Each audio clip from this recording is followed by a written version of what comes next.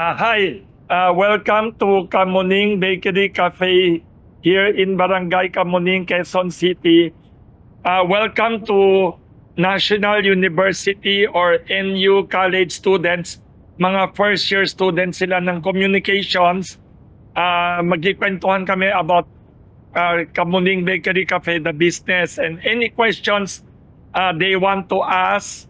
Tanungin ko muna full name nila. Everyone, starting from the left side na lang. Full name mo. Good morning po. Good afternoon. My name is Krista Marie Giyang, AB Communication student first year.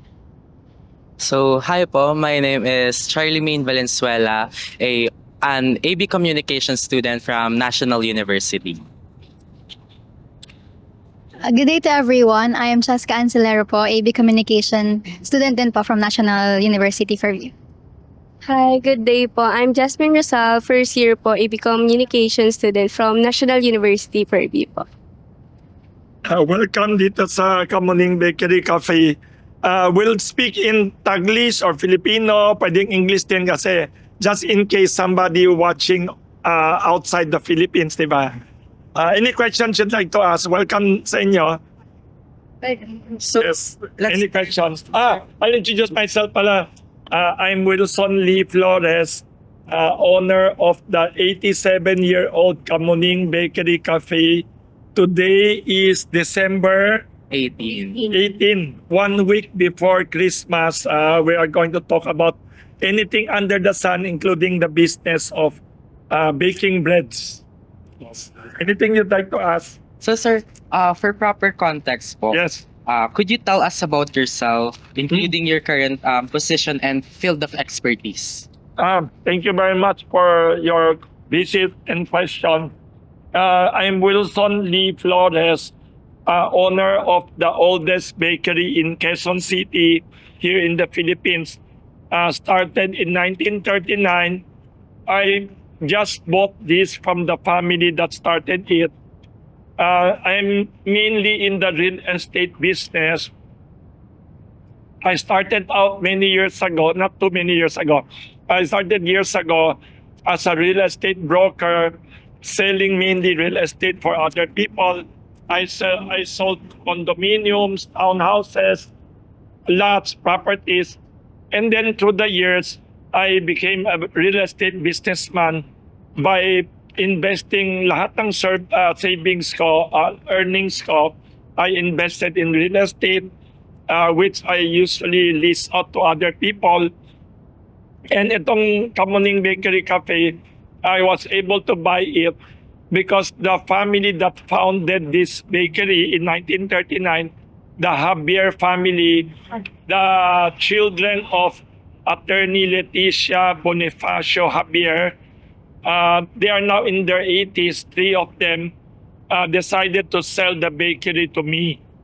But before, 3 siblings sila, 1 sister, 2 brothers. The middle child retained 30% shares before. Only 2 siblings sold to me the share ng Kamuning Bakery Cafe. Pero later on, because of there was an accidental fire that hit our neighbor. Our neighbor was a resto bar. The name of the resto bar was M Cafe, owned by a Malaysian married to a Filipina. They had an accident late afternoon.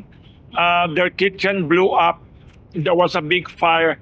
Then at midnight, our bakery was affected, damaged. Number 1 yon. Number 2, there was a big pandemic, global pandemic that you remember siguro. So it affected all businesses worldwide, including Kamuning Bakery Cafe. After the fire and the pandemic, the remaining 30% owned by the son of the founder of this bakery recently decided to sell to me. Kaya I'm now the full owner na. My younger sister, Mrs. Marilu Flores So, and her husband, James So, they bought some shares of the 30%. So they are my partners. Yun. Aside from being in the real estate business and now in the bakery cafe business, I'm also known to others as a writer because I enjoy writing as a hobby ever since college days. I write a column for the Philippine Star newspaper. I also write columns regularly for two tabloids, Filipino language tabloid. One is Abante. One is Abante Tonight, the afternoon paper. I write for these papers. That's my main preoccupation. And now a lot of my time is spent in here, Kamuning Bakery Cafe. Welcome. So sir, Yes. additional question lang po. You Sure, said sure. na binili niyo po yung etong Yes. bakery na to from its founder. Yes. So, bakit po? Bakit niyo po naisip na Good bilhin? question. Number one, the reason I bought this mainly as a real estate transaction because I'm in the real estate business. And I still tell people, I started out as a real estate broker. I still have a real estate broker license. I still do real estate broker services. So when people heard that I am doing that service, our office, the owners of Kamuning Bakery approached me, sabi, can you sell a property of our family in Quezon City? They gave me this address. Sabi nila the property is in Judge Jimenez Street corner, K First Street. If I could help them sell that. The first thing I asked them, that's near a very old bakery, sabi ko. Sabi niya, oh, yun na yun. That property is where the bakery is. The reason I knew about the bakery, kasi in the 1980s, you know na my age siguro, when I was a student, there was a very famous food critic. You can Google her. She was the most famous food critic in the Philippines. Even up to now, she passed away already, died na. Ang name niya is Dr. Doreen Fernandez. She used to write a food criticism column in Philippine Daily Inquirer. And very famous siya. And she often wrote about Kamuning Bakery, na favorite bakery niya. She even wrote that President Cory Aquino was a customer here. So, when I was a student, I was intrigued. I was interested and fascinated. Sabi ko, there's an oldest bakery in Quezon City. I went all the way here talaga to become a customer. I would buy breads once in a while. Talagang na-commute ako to come here. Hinanap ko yung lugar. It was still there. And then, once in a while, if I'm in the neighborhood, I would buy breads here through the years. And then, si Doreen Fernandez even wrote a very famous book before. The name was Palayok. It's a coffee table book about Philippine food, history, and culture. In the entire book, the entire chapter about breads, about cookies and pastries, it was all about Kamuning Bakery. Lalo ako na-impressed na, uy, okay na bakery to. And then yun na, through the years, I remember that. And then, when this family mentioned to me they were selling this lot, nagulat ako. That's the bakery I used to go to years ago. And I read about, sayang naman, if I could, sabi ko, I could help you sell this property.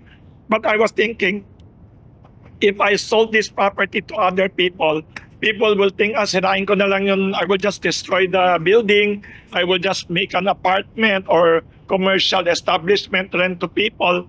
So, I decided to negotiate. So I sat down with them, I bargained, sabi ko ako naman bibili. So when I bought it, the family that used to own it was not running the entire thing fully as a bakery. Kasi sabi nila kasi, unlike in the olden times, there are so many competitors now of bakeries. In 1939 now, when they started Kamuning Bakery as the first bakery of Quezon City, it is as old as Quezon City. You have to have big ovens like this, giant pugon or wood-fired brick ovens in order to create breads, cookies, or cake. Pero mga 1950s or 1960s, I don't know what era, the new technology came out na anybody and everybody in the house can bake anything na.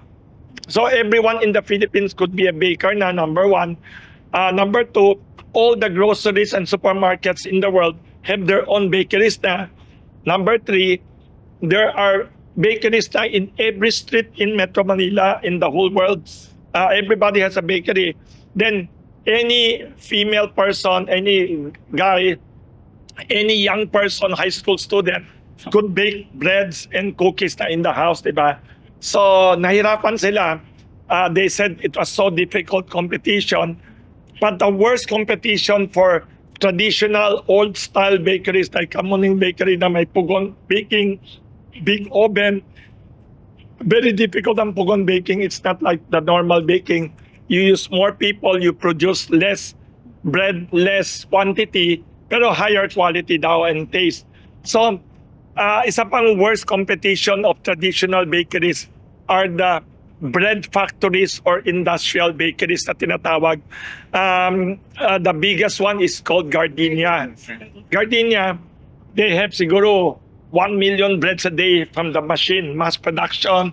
They even have famous artista, actresses as endorser like Sarah Geronimo in all their tracks. And then, yung mga industrial bakery, Gardenia is not the only one. Mga industrial bread factories, they mass produce cakes. Even Goldilocks, they produce that sa factory, not by hand. It's cheaper, mass produced. And even in the sari-sari stores, you can see Gardenia breads na. So, nahirapan na the old owner. They wanted to give up na on the baking business. Ako naman, sabi ng mga tao, are you crazy? Tinanong ako ng eldest daughter of the founder, si Mrs. Beth Javier Africa. Sabi niya, why did you revive the bakery? Why did you... In fact, I'll tell you a story. When I bought this, hindi na siya 100% bakery. There was still a small bakery here, store, pero the corner area of the bakery was rented out na to a dental clinic. So that corner na yan, which is now the coffee shop again, it used to be, when I came here, it used to be a dental clinic with the family of the dentist staying inside. Naging home and office and dental clinic. And then sa second floor, there were 7 bedrooms. Some of the bedrooms were rented out as boarding house for students. And then at the back, there's an old house pa dito, part of Kamuning Bakery. Some of the rooms at the back rented out to employees in Metro Manila who want to stay, parang boarding house. So when I took over, I requested all those people renting to get out, finish the lease. Then I renovated everything back to the old style and look. So that's what I'm busy with in this bakery. Saba ng kwento, no? So sir, nasabi niyo po kanina na nag-evolve siya from traditional to a new generation na mass-produce na yung The bread. whole world. Opo. Yes, Now sir, as a business owner na binili niyo nga itong yes. business na to, or itong Traditional bakery. yes, itong bakery na to. Sa tingin niyo sir, paano kayo still nakaka-cope up with the ever-changing process ng ganitong business since mass-produce na nga yung iba Yes. nating competitor? Interesting question. People were asking me that also, the former owner. Sabi ko, I sincerely believe, even in our modern world, there are many modern items already, many modern things. Pero I think there is still some niche market for traditional way of baking, traditional way of cooking.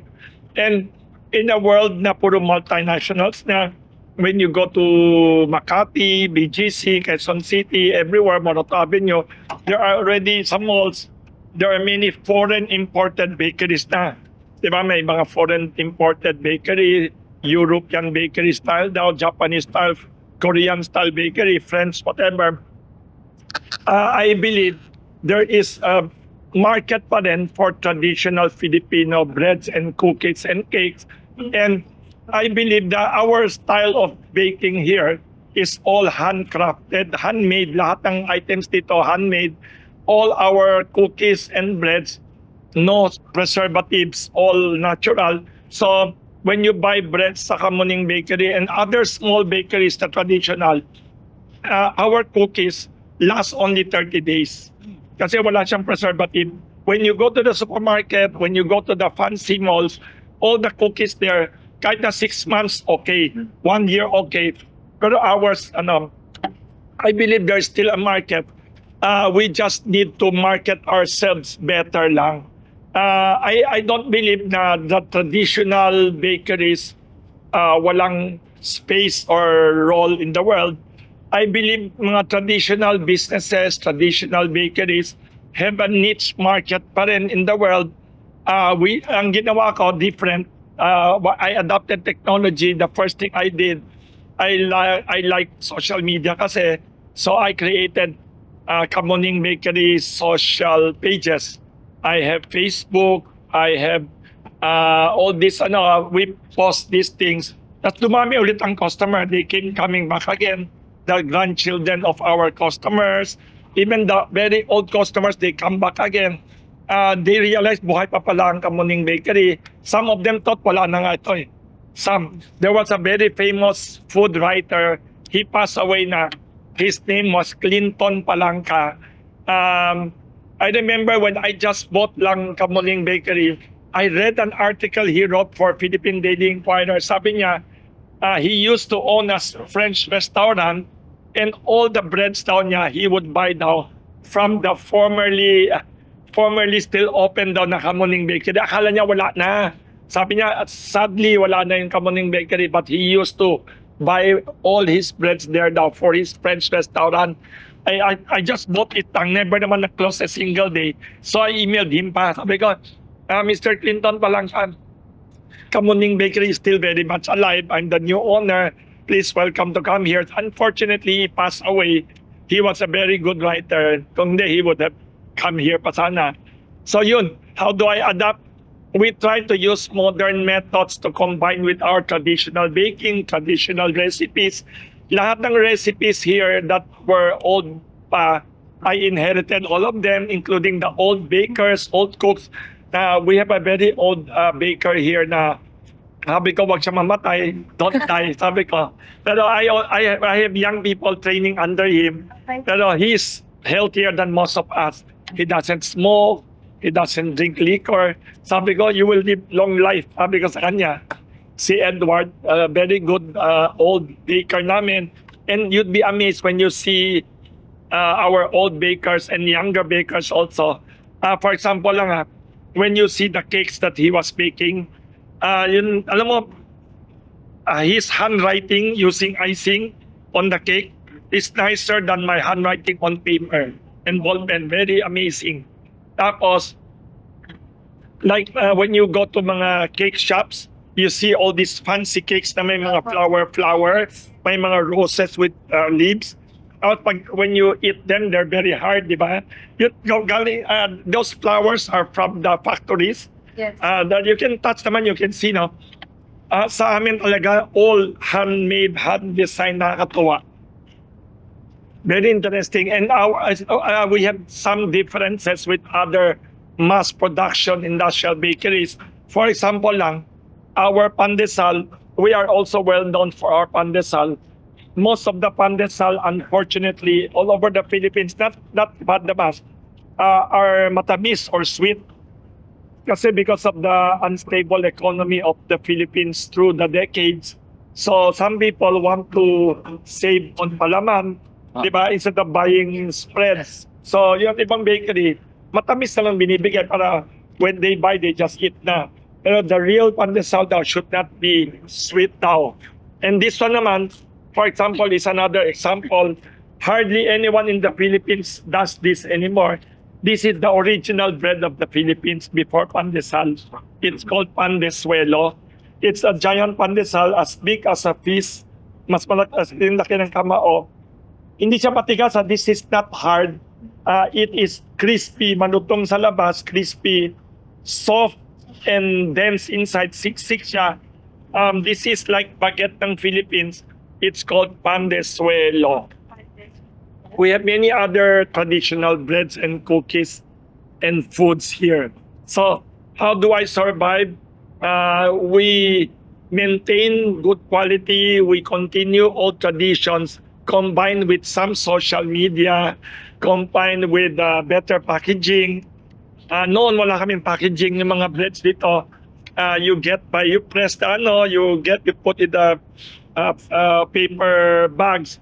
Pero since a lot of people come here and go, ginawa ko ng with packaging. We added some changes, adapted some changes. So sir, you mentioned kanina po na Mm. when it comes to product, sabi nyo nga po, it just lasts for 30 days. Mm. And Our cookies last 30 days, but our breads last 1 week only. But good news, I learned from our balikbayan customers from Canada, US. They told us that our breads, like any other breads, hindi lang kami, our breads like pandesal and pandesuelo and the loaf breads, as long as no flavor, yung walang flavor, hindi siya ube, pandesal, you can put in the ref. It will last months. Kahit 6 months, 3 months, 4 months, okay daw. last time po kasi sir, nung pumunta Yes. kami dito, nakita namin na meron kayong mga Yes. 25% Yes. promo, mga ganun po. Yes. Yun po ba yung isa sa strategy nyo para mas mabilis maubos yung mga paninda nyo? Since sabi nyo nga po, there are, may mga times lang Yes. for that bread. That it may time shelf life lang. Opo. What we do every day here, the breads that are all our breads are all freshly baked every day. But the breads that were baked yesterday, 2 days ago, hindi siya freshly baked, immediately discounted na siya. Okay. Hindi naman lahat ng breads, only the breads that were baked yesterday, 2 days ago, na still okay, we sell it with a discount para maubos sila mauna. Many bakeries in the mall, what they do, I see sa ibang mga bakeries sa shopping mall, at night, pag 6, 7 o'clock na, they already discount the breads na. Kami, the day after pa. That's what we do. When it comes sa recipe sir, meron po ba tayong original na, kumbaga, original ones na parang pre-preserve, hindi binabago? Very good. Nice question. We have several original. This is very original, pandesuelo. It is in fact so original. Everyone in the Philippines forgot this is the most famous bread before pandesal. The name pandesuelo, we registered pa sa Intellectual Property Office. So even the name pandesuelo is owned by Kamuning Bakery. Re-register namin sa Intellectual Property Office. There's a government office where you register the brand name or product na it's ours. Ito unique. Tapos, we have other foods that we invented. During the pandemic, we created what we call pancit cake. Unfortunately, you just ate lang kasi I was offering noodles. Maybe later on, you have to come back again. Our pancit cake is fascinating kasi it's pancit, bilao, and different kinds of bilao. It could be spaghetti, palabok, pancit canton, bihon, or mix of canton and bihon, or sotanghon and miswa, gisadong miswa. What is unique about our pancit cake? It's a bilao of noodles, but surrounded by special lumpiang Shanghai as the wall. Parang may wall siya, nakatayo siya. And then the pancit in the middle, parang mukha siyang cake. Looks like a cake, a round cake. Then we put inside the cake box. Then you can put a ribbon outside and give it as a gift to people, or it could be your celebration food for Christmas, New Year, birthday celebrations. That is one our unique original idea at Kamuning Bakery Cafe that became popular during the pandemic. Kasi during the pandemic, everyone in the world mostly depressed, sad, so very few chance to go out of the house. So whenever I see people coming to the bakery to buy cakes, birthday gift. Naisip ko, since they came all the way out na their house, you cannot everyday go out of the house. We might as well think of new ideas to make them cheerful. So when they come here, nakita nila may pancit cake, delighted sila. We have many ideas like that. Another idea naman na hindi original to Kamuning Bakery, but we are the only one doing it. Pahingin naman ng Pandenora, 5 Pandenora. Diyan sa ano, nandito, alam mo, we are the only bakery, I think, in the Philippines baking Pandenora. You can research sa Google, GMA7, TV5, AB7, all of them interviewed us about this to honor the national artist, actress Nora Honor. But you have not heard about her too much. She was like the Sarah Geronimo of the 1970s to 1980s. Siya yung pinakasikat na artista and singer of the past. So when she passed away, I heard from a very old journalist na in the Bicol region, kasi si Nora Honor, the famous actress, she was born in Iriga City in Bicol region. So they said when she was very famous in the 1970s, like, di ba, Sarah Geronimo is very famous, Yes. very famous actress, singer. Parang Nora was like that before, mas phenomenal pa. And then I heard na in the Bicol region there were bakeries that were producing pan de Nora. It's a bread with a red dot, pero sila red dot, parang nunal nung singer. Instead of red dot, kasi I thought pag red dot, it looks like siopaw. So I put raisin. So you try it. Try nyo ngayon. So that is one original. Hindi original idea, but we are the only. And we wanted to honor this actress. Then we created this. The idea of Pandenora is an old idea, pero the recipe of this one is original to Kamuning Bakery. Masarap siya, try mo. Inside the bread, there is cheese and butter. And instead of a red dot, we put raisin. No, sir, when it comes po sa, alam naman na po natin yung background when it comes sa mga tinapay sa business. Yeah. So, nagkaroon na po ba ng chance na nakipag-partner or nakipag-collab tayo with celebrities or like big companies or... Thank you. Good question. We have informal cooperation with some celebrities. Hindi naman really cooperation, pero we are very lucky at Kamuning Bakery Cafe. Marami ring celebrities come here and buy, and they help mention our bakery. There was a young couple na I did not know, very famous pala sa TikTok when they came over here. She was a high school student and with an elder brother. She came here. She interviewed me and our bakers and featured our bakery.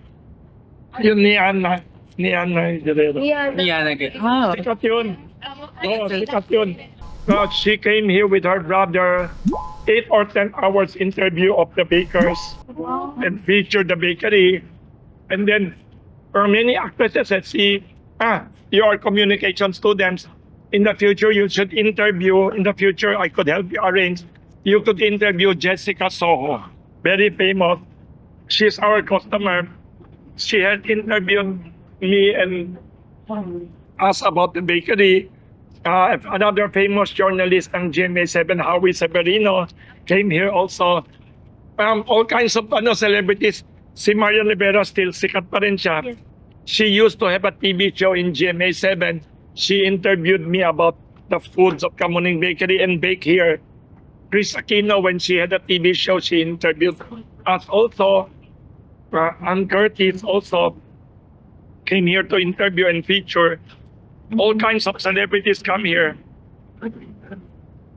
Our mga big companies naman, we have tied up with some for events only. Like every year we celebrate here. Every year we celebrate World Pandesal Day. We cooperate with companies like Mega Sardines, San Miguel Flour, Philippine Foremost Milling, another flour mill. Also, Eden Cheese. May tie-up with Eden Cheese. Every year, every October 16, we celebrate World Pandesal Day here. And everyone who comes here, we give them free pandesal. Everyone isang supot na maliit na pandesal. 5 pandesal isang supot. May free Eden Cheese. May free all kinds of food. Yun ang tie-up namin sometimes. No, sir, have you ever been tempted to modernize yung bakery na to? Like, para umangat din or makipagsabayan with other competitors. Very good idea and question. Since the former owner, there were 3 owners that sold to me. The last one that owned 30%, he said he was old na. He did not want to invest a lot for expanding or modernizing. When he sold to me, now I am renovating na the bakery kasi wala na siya.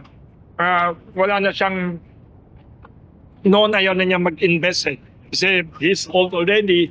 Now after I will renovate everything here at the Kamuning Bakery Cafe, we hope to modernize and add additional branches, hopefully in the new year.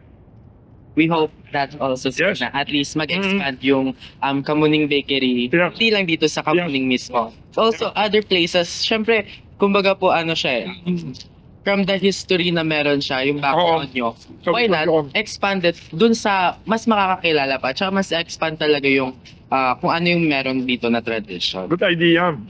No, sir. Thank you. Was there ever a moment when you felt the bakery might not survive at all? Very good question. When we were hit by the fire, very shocking talaga. Kaya anybody in the world hit by a fire, it's very sad and depressing, very challenging. So, yun. I thought for a while baka wala nang hope itong kasi ang daming damages, many of our equipment destroyed, the entire second floor, the roof, and then the pandemic also. When the pandemic came, it's not only us, but almost all the businesses in the world thought parang life and death, struggle. There were many times like that, the fire, the pandemic, but I'm always optimistic as a person. I believe whatever problems we encounter in life, whether personal, whether financial, whether business or professional, I believe every problem is a chance to improve ourselves. It's a chance to learn lessons and maybe become another better person. Yun. I'm always an eternal optimist. Sir, nakita ko sa online when I Yeah. search Kamuning Bakery Cafe. Nung nasunog po siya, hindi po siya dito lang yung na-stop. Etong lang po na to. Pero nabasa ko po na nagkaroon kayo ng pop-ups like sa mga Yes, iba't ibang mga lugar. very good. Parang hindi siya nag-stop. Pero mas kumbaga nagsimula kayo uli. Pero Yes. in different ways. You're correct. Because when the fire hit us, we still had employees, they still have children, they still have their parents that they will send money to every month. So hindi naman pwede totally, I will close everything. Kawawa naman yung empleyado, where will they get their income? Where will they get their food? So ang ginawa ko immediately, number one, right outside the burnt premises, hindi pa na-clean up yung lugar. Naghiram kami, I borrowed from some other people some materials that we could use for a small pop-up store. Yun. We still had there. And at the back area kasi, we had other baking area pa na traditional din. There we continued baking pa. So, that's number one. Number two, I rented a small space in Scout Delgado Street near Morato to do a small shop para Kamuning Bakery will continue selling there.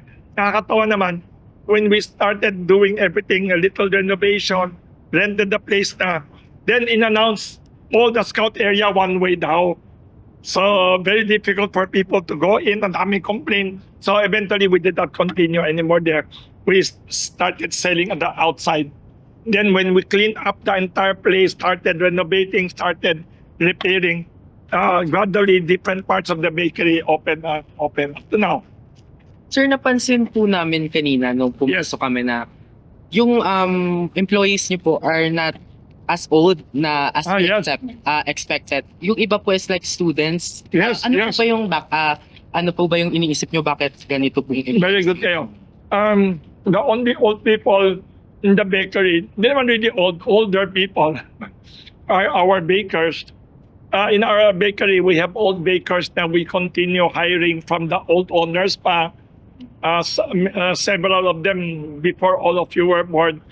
And then when I took over, dumami ang benta, the sales increased, the bakery was revived. So I hired younger bakers under them, now working with them.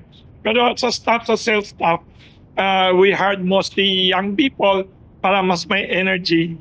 And then, luckily for us and the school neighbor, we are the oldest bakery in Quezon City, Kamuning Bakery Cafe.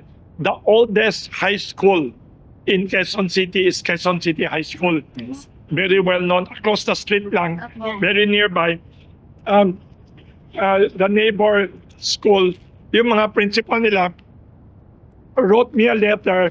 They have senior high, junior high students who want to do OJT about serving people in the cafe or working in the kitchen, in the baking area, if okay daw for me to help. Because we want to be good neighbors and we admire that school. It's a very good school. So we agreed. So may tie-up kami with them. Na any students they want to give opportunity, we welcome them. So we provide them allowance. We pay them also, it's not free. We want them a chance to, kasi believe ako sa students who are working also.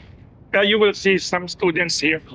And some students cooking food, baking. Sir, I was wondering po. So, By the way, anybody na students who want to OJT, welcome here. At Kamuning Bakery. punta na kayo. Yes. I was wondering po, sir, since Kamuning Bakery po yung pinaka-first name nito, Yes. then parang nadagdag po si cafe. Bakit Ah. naisipan nating mag-cafe? Yes, because in 1939, when this was opened as Kamuning Bakery, it already served coffee, simple coffee drinks. I thought kasi, ideal kasi ang breads with coffee. Yes. Diba? In the morning, people like to drink ano. So, we added coffee to our selling ano. We not only sell coffee na hot drink that you can drink, we also sell beans that you can take home. And for people to remember that we have coffee, I added the word coffee. Oh, that's right. And sir, syempre po ngayon, more on ang mga tao is patok sa kanila yung coffee shops, mga kape. Yes. Sa tingin niyo po, ano Nice yung coffee. yes, ano po yung parang edge nyo or like ano po yung sa traditional na meron kayong kape sa mga uso ngayon? Very interesting question. Very good you asked that. It's before the fire and before the pandemic, we had a coffee machine producing all kinds of coffee, mga espresso coffee, mga latte. Meron pa kaming iced coffee before. We will soon return that, number one. Why are we different? We prefer to sell only Filipino coffee. So kami, unique kami in that sense. We don't buy imported coffee beans from South America, from Italy, from Vietnam, from Africa. We try to source all our coffee beans from Atok, Benguet, in Mindanao, and other Filipino coffee beans. Surprisingly, I believe Filipino coffee is world class. So, okay naman kami. That's why, yung last time po kasi na pumunta kami dito, nag-try ako ng coffee since I'm a coffee lover po. Ah, And nasasagot ako sa lasa. Okay naman, no? Opo. Yun po yung Benguet coffee. Oo. Some people even claim that our Benguet coffee daw is better than the famous international coffee brand daw from the US. Sabi nila na selling for 250 pesos. Yes. We only sell for less than half the price. Kumbaga po pang masa talaga. Mm. So sir, additional question po is, how Sure. did the original vision and the business model take shape? Or like, and what market, kumbaga po, conditions prevailed that influence early direction po? Um, um, pakiulit that part, last part, yes. What market conditions prevailed that Mhm. influence early direction? Market conditions, I believe one market condition that is unique about the Philippines and the world, many people buy online. Yes. We notice online selling is fascinating, especially after the pandemic. So we try to sell a lot of product online also. So now anyone who wants to buy anything, you can order now Kamuning Bakery, breads, cookies, and even foods and drinks via GrabFood, via Food Panda, and also by vibering or calling us sa social media. We will have them deliver to you. Before the pandemic, hindi ko pinansin yun. Online and delivery, I thought hassle. I did not know kasi at that time, not many people in the Philippines and the world do online food, online selling. Nung pandemic, sabi ko, lagot na. Nobody can come out of their house na. Lagot na, there will be no more customers. So I asked all our staff in the office, all of you try to do online na. We'll sell online. Then the sales exploded. Grabe. We had more sales during the pandemic than before the pandemic because of online selling. That's one thing sa market conditions. Another trend I noticed sa market conditions, many young people are customers. Kasi before I bought Kamuning Bakery, siyempre, old bakery na in the olden times na mostly the mother, the grandmother would come. I noticed many young people coming to buy na. More and more young people want to eat and so the demographic shift also, I think more buyers in the Philippines are getting younger and younger. Not only in bakeries, not only in malls, but everywhere. So I believe one market condition everybody should study and be responsive to are the youth market, the young people like you. So sir, Mm. bago po tayo magpunta sa another question po. Dahil nga po nasabi nyo na nakwento nyo na sa amin yung mga process or like mga adaptation nyo Yes. to the new generation ng Yeah. evolved ng business, especially sa bakery and sa tinapayan nyo or sa Kamuning Bakery Cafe. Mm. What were the most significant operational or financial challenges during critical periods, such as what you've said a while ago? And how did your leadership decide which risks needed to be taken care first? The biggest challenge that we were hit by the fire. When the fire hit us, we had to rebuild the roof. We had to do other repairs and renovation. Very big cost yun. The old owner, one of the old owners still owned 30%. Sabi niya since the beginning, our agreement was no cash out from him anymore. Ibig sabihin, 30% share siya, pero ayaw niya maglabas ng additional share. But the problem is, if I shelled out money, came out with more investment, 30% niya will be reduced, di ba? Yes. Will be diluted. So ayaw ko naman, he would feel bad, ayaw ko magalit siya kasi old person na siya, and I respect him. So ang ginawa ko na lang, to me, like a challenge also, ginawa ko na lang personal loan from me. Like the additional equipment I wanted to buy, the roof repair and everything, all the repairs, I advanced from my personal funds to the bakery as a loan. parang as a loan siya, utang. Yan, konti-konti, slowly paid off. So sir, kumbaga po, yun yung main, kumbaga yung critical na pinagdaanan ng bakery na to, and that's the first thing na ginawa nyo. Kumbaga hindi na kayo na problema or hindi nyo prinoblema na baka hindi na to ipagpatuloy since nasunog na nga. Pero your mindset is, this is still a business. Yes. Kumbaga, business is a business na even though malugmok ka or like, My system talaga. Oo. I continue. And one more thing ba I did pala. When we were trying to renovate and repair everything, the one biggest challenge namin is how to renovate while still operating every day. And parang how do you operate pa rin the baking, the food, the coffee, and the operation from 5 a.m. to 9 p.m. while the construction is going on. So, big headache yun. Kasi when you do construction, there will be a lot of noise, a lot of disruption.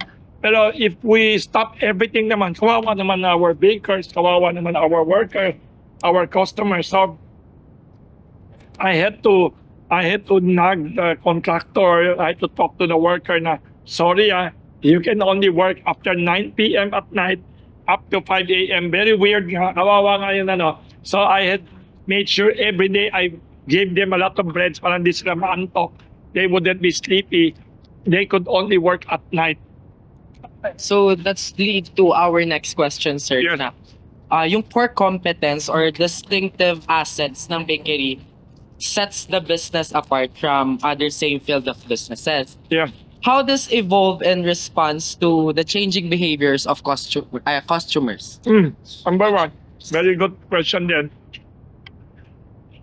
I inherited 300, almost 400 old recipes of breads, cookies, and cakes from the old owner, from the old bakers. One thing we did ever since I bought this, and then after the pandemic, during the pandemic, I keep adding new recipes. For example, when I came here before, there were not so many cakes. The bakers the only cakes I noticed here were cheesecake lang, pianono, brazo de Mercedes. Wala talagang real cakes talaga. So I asked the old baker, kinausap ko, halika, marunong ka gumawa ng birthday cake? Marunong ka gumawa ng chocolate cake? Do you know how to do mocha cake, Sanskrival cake, mga ganyan? Sabi niya, sir, marunong ako. So try mo nga. Pag nag-try siya, nagulat ako, they're very good at doing cake. So I challenged them. Sabi ko, whatever modern cakes you can create, we add to our menu. For example, one time, there was a cake that the baker created. Ang tawag niya, chocolate ganache cake. Ay, remind mo pala, we have to continue having chocolate ganache. I remember that. Tapos pinakain niya sa akin and the office staff. Ang sarap. So sabi ko, how do you spell this? Kasi I took pictures and I want to post sa social media. So the old baker wrote down chocolate ganache cake. Di ko din alam how to spell chocolate ganache. So whatever he gave me, yun ang pinost ko. Nung pinost ko, a lot of people commented, that's the wrong spelling. Ganache is G-A-N-A-C-H-E. Hindi ko alam. Tapos, sabi ko, itong baker, magaling mag-bake pero mahina sa spelling kasi one thing very unique about our bakers, our baking here kasi is pugon baking, traditional old-style baking. Everything is handmade. All the cookies, all the cake. Wala kaming machine ganyan. Tapos, none of our bakers went to culinary school. Wala kaming baking school na graduate. All our bakers here trained like apprenticeship type. When you look at history of baking in the world, whether in Germany, France, Italy, all over the world, China, Korea, they do the apprentice system. What do I mean? You have a very old baker, master baker na veteran, expert, knows everything. Then you have young people like you, nagiging assistant baker sa tabi. Then every day you learn na through that. Hindi yun formal schooling, walang culinary school. So yung bakers namin, hindi graduate ng high school, hindi na college, but they are very good in baking. They don't know how to spell, I discovered. They're wonderful. So, other things we added modern cookies, some modern breads, some modern cakes. A few years ago, there was a Miss Universe competition. May nanalo na Miss France pa. Yes. Nanalo siya o first runner up? 2016? Yes. I think 2016. 2016. Alam ninyo ha? 2016. I forgot eh. I think before the pandemic pa or something. Alam ko after ni Catriona Video. After ni Pia, Yeah. Alam nila ha? yung Philippines yung host. I remember but she won. Very popular. So kinausap ko bakers, gawa ka nga ng French breads dyan. Gawa ka, marunong sila. Gulat ako. Na they created baguette bread. So we have baguette breads. Tapos, may tinanong ko pa sa baker, marunong ka. I don't even know how to explain. Sabi ko, may mga I saw in some other bakeries, very expensive looking bread na supposedly healthier. Yun, sourdough bread, mga ganyan-ganyan.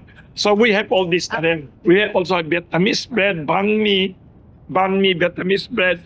We also have Singapore-style chicken floss bread. We also have Korean-style bread. Yun, garlic cream cheese bread ng South Korea. Very popular here. So, during the pandemic and up to now, we added some modern breads to the traditional Filipino Spanish breads here. Tapos cookies, cakes. Those are some of the things we added. Sir, you said a while ago po yung sa Pugon. Is this still functioning or hindi na po? Or kaya pa ba siyang mabalik? They are still functioning, but we are not doing it here because this has become a dining area already. We have other Pugon ovens still working. We are using those. So, yung mga bread na kunyari, ito po, is still from the Pugon. Yes, from the old style bakery also. Ngayon naman, sir, ask ko lang po, what are the key things or principle po from your business journey that would you highlight to aspiring entrepreneurs or business aspirant in the future po? Number one, I recommend to all business owners, even not business owners, even professionals, very good to be hands-on, to know what's happening with the bakery. Don't become an absentee landlord. You will pass by the bakery once a week, once a month. Be concerned with the small details. Number two, I suggest always be open to new ideas. Traditional recipes, traditional ideas are great, but we have to once in a while add new ideas, get from other people. Number three, always be optimistic. Kasi business is unpredictable. The Philippine economic and political conditions are unpredictable. Competition in business is unpredictable, very hard to foresee. So I recommend not only for business people, not only for professionals, even for students, to be an eternal optimist always. But hindi yun optimist na walang reality. You should be always an optimist, but grounded in reality. That means not blind to the crisis and the harsh conditions. These are some of the suggestions I would give to any business owner. And number four, non-stop learning. Every time I'm in the bakery, every time I'm in the coffee shop of Kamuning Bakery Cafe, I not only learn from the staff, from the bakers, from the cook, even from the customers. Number five, I would recommend be customer focused always. What the customer wants, what the customer dislike or like. Be sensitive and be aware of what they need and what they want. Very important of all, ganyan. Bakery customers. Even for other businesses, kahit na hindi bakery, even for non-business people, very important feedback and satisfaction of the customers. For our last question po, Yes. sir. Mhm. How do you envision Kamuning Bakery Cafe in the future? Great question, because it is almost end of the year, and we have already transitioned the old owners who are very old now, sold to me the remaining shares. We have just almost partially completed our renovations. So in the coming new year, 2026, and also in the future, I hope, along with our staff, that we could increase the efficiency, productivity of Kamuning Bakery Cafe, make it as relevant as the less old bakeries, and hopefully expand to other places. Like what you said earlier, hopefully we could open a few branches and sell more outside of our area.